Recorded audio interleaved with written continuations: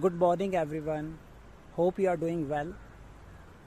So, right now, I am beside the river, and you can see the view of like river, flowing river, mountains, and there is a ridge also, which is connecting like local area of this a- this this village.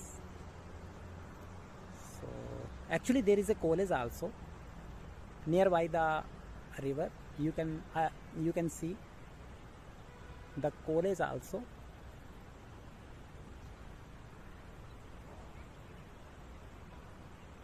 You can see clearly the view of the college. So today is a holiday, so it is closed today. And here you can see the forest also, mountain, ridge, river. So amazing view, amazing place, amazing view. Nowadays there is a very less water in the river because weather is clear nowadays.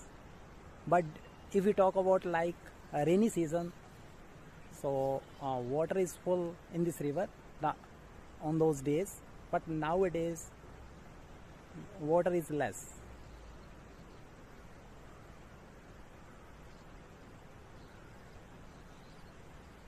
So there is a road also,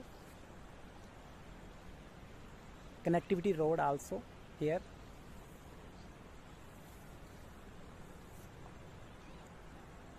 So amazing view.